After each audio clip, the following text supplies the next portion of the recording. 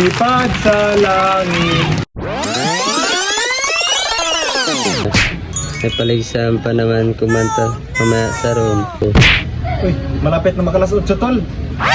Malapit na magsimula yung paligsahan na kumanta na yon. Handa ka na rin? Hindi ka rin kinakabahan?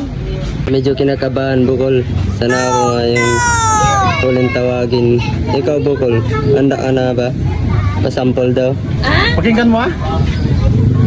Ako ay may lobo, lumipad sa langit, di ko na nakita, pumutok na pala, sayang lang ang pera ko, pangbili ng lobo, sa pagkain sana, nabusog pa ako.